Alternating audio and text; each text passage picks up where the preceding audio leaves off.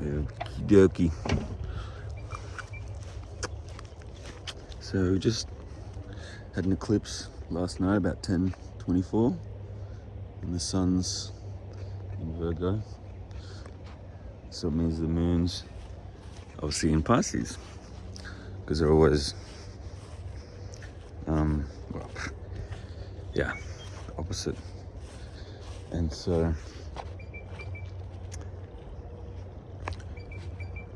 the eclipse is, I'm just going to go over what it is. This is a mad little campsite. 2 trees, 2 littler trees, and then the 2 bigger trees. You can see them. Down here on some, it's like an abandoned, suburb that was getting built, that then sort of got abandoned for some reason.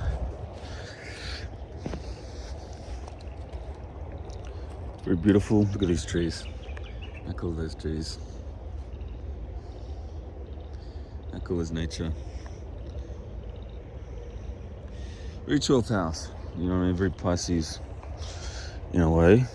The lack of being alone is solitude, Neptune's there, Saturn's there, so there's a lot of Pisces stuff going on.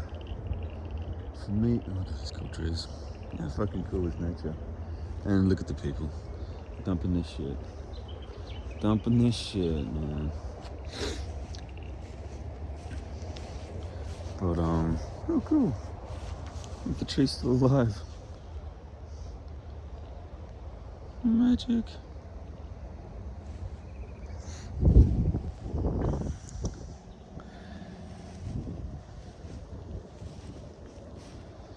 So I thoroughly believe and experience all the problems that come from man are from his divorce from nature, his separation from the womb of creation, which is Pisces, the nature, and Virgo is that earth principle and the organizing principle around that, and using the mind to sanctify that, the pure mind that organizes the temple, purifies the temple of the physical body, that then the spirit of the living God comes into the temple. Pisces. And it's the sixth ray energy. There has to be some element of devotion to that. There has to be a calling forth. There has to be a requesting, a asking, and a prayer. You don't have to be wanting something. It's kind of like, it's a wanting, it's a will or a desire for something, but it's in a mutable context, a sacred mutable context, in that we're invoking our calling forth and willing for the divine spirit, the perfect spirit of light, of God. But the mutable sounds different from, say, the cardinal, which is more about worldly integration. So the mutable Virgo Pisces axis, which we'll be going into over the next 30 months, is about that. So I guess we're getting ready for that. Funny that Saturn and Neptune will be going into cardinal signs, out of Pisces into Aries, but we'll be on the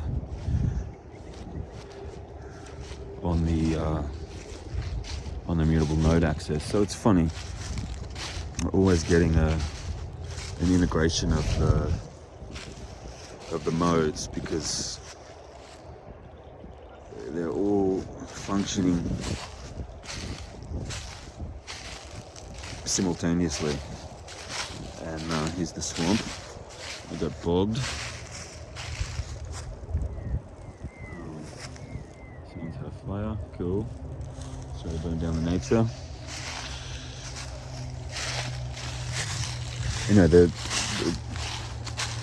The modes are epochs that function like historically,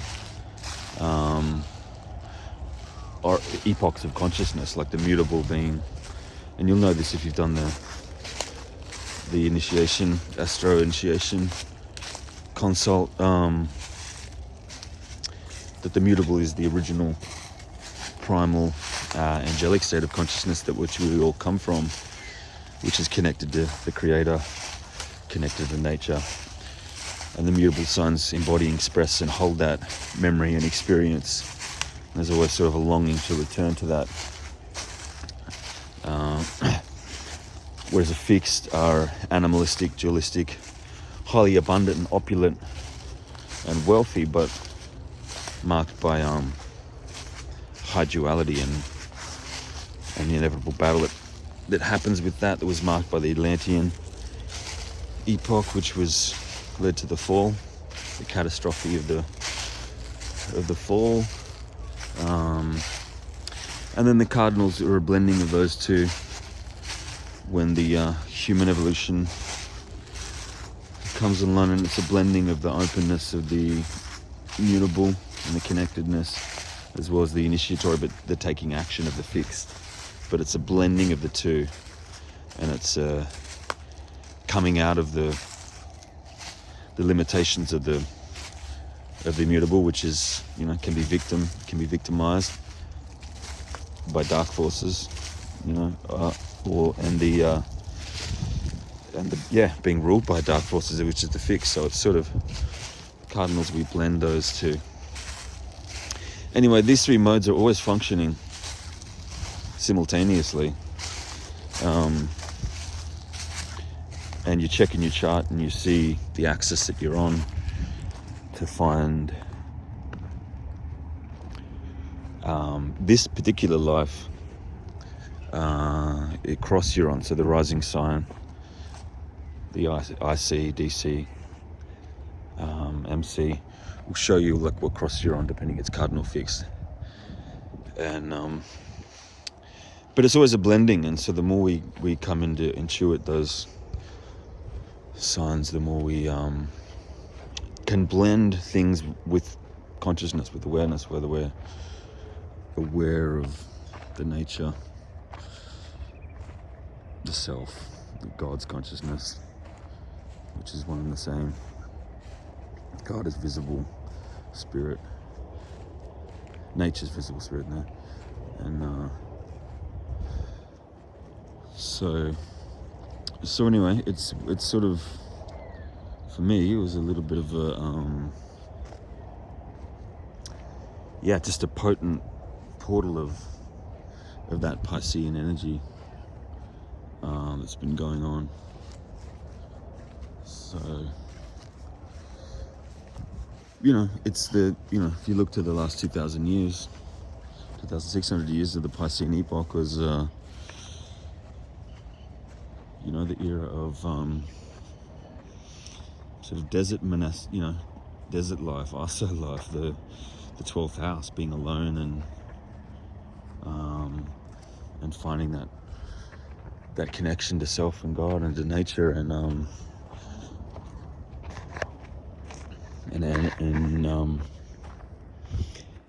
12th house issues, which are built on the triplicities. The other thing, the triangulation that we need to do is to develop or to see the correlations and the building factors of the 4th house, the 8th house and the 12th house, and how they relate to each other, and they must be built, and they are in the process of building that we're doing individually. We might have a strong 4th house, but maybe not such a strong 8th house, or we might have a strong 8th house and not such a strong 12th house. But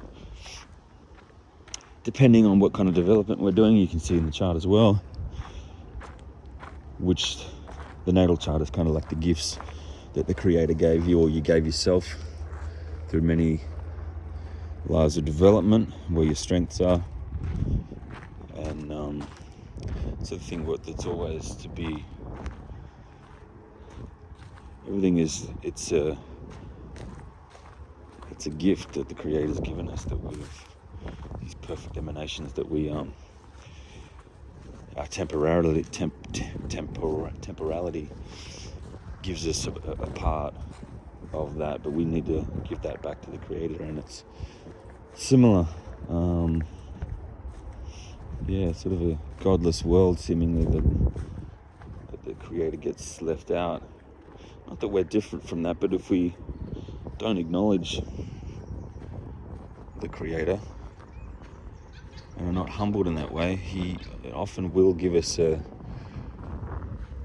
there'll be a humbling that happens. You find this, people, have a lot of worldly, especially when Saturn's there in Pisces, people have like worldly outward success, but they haven't sort of humbled themselves and saying that it's ultimately a gift from the Creator, who does everything, really. It's a spirit that's doing everything, and if we're becoming arrogant before that mighty force, then there will be a humbling, and you see that people have these unexpected things where there's a humbling element. So I think the Virgo Pisces axis has a lot to do with that humility that's required. And this is the thing that wealth and money can't actually get, because they just take you away from nature and the reality of the humility of all nature.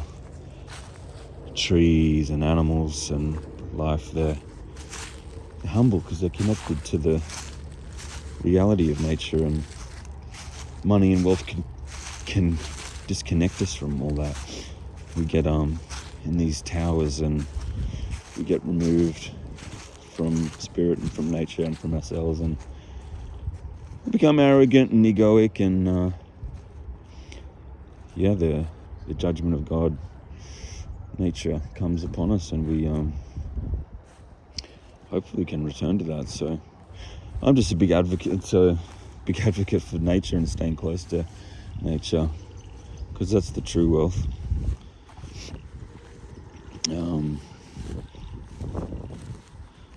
But I'm interested to see what's come up for you this eclipse, Pisces eclipse, Pisces Virgo axis, where that is for you in your chart.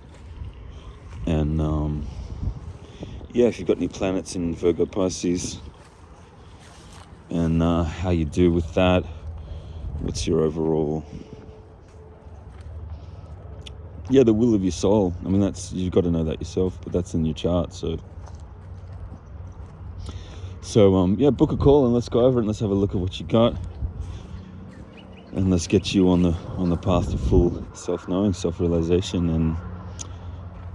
and knowing the universe, the self, and all the gods, as the Delphi Oracle said, which is basically what astrology is. It's an initiatic art and science, the self and the soul.